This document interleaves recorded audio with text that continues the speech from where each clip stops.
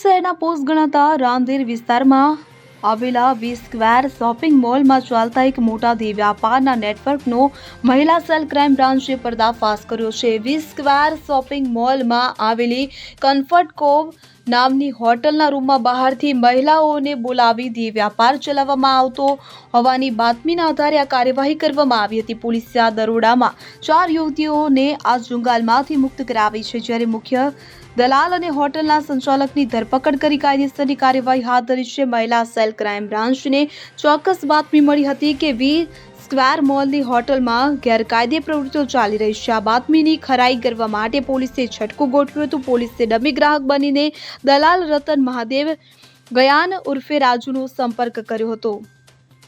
દલાલી ગ્રાહક બનેલા police કર્મીને hotel પર બોલાવતા જ સમગ્ર રેકેટનો ભાંડો ફૂટ્યો હતો અને ટીમે તાત્કાલિક દરોડો પાડ્યો હતો। પોલીસને સ્થળ પરથી 4 યુવતીઓ મળી આવી હતી, જેમને મુક્ત કરાવી તેમનું કાઉન્સેલિંગ કરાવવામાં આવ્યું હતું। તપાસમાં એક ચોંકાવનારી વિગત સામે આવી કે મુક્ત કરાયેલી 4 યુવતીઓમાંથી એક માત્ર 21 વર્ષની છે। તે પોલિટિકલ સાયન્સની વિદ્યાર્થીની હોવાનું સામે આવ્યું છે। પૂછપરછ દરમિયાન તેણે જણાવ્યું કે કોલેજની ફી અને ભણતરનો અન્ય ખર્ચ ઉઠાવવા માટે તેની પાસે પૈસા ન હતા, જેથી આર્થિક મજબૂરીના કારણે તે પૈસા ભેગા કરવા એક એજન્ટના માધ્યમથી સુરત શહેર ખાતે આવી હતી।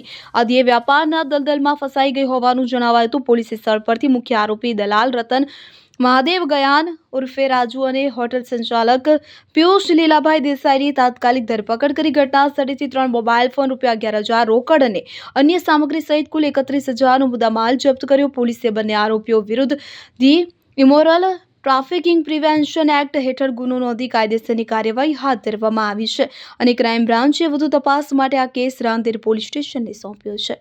સુનિલ ગાંજાવાલા સાથે સુરત। હવે જુઓ દેશ દુનિયાની તમામ ખબરો તમારી આંગળીના ટેરવે। ઉઠાવો મોબાઈલ અને ગૂગલ પ્લે સ્ટોર પરથી ડાઉનલોડ કરો અમારી CN24 ન્યૂઝ મોબાઈલ એપ।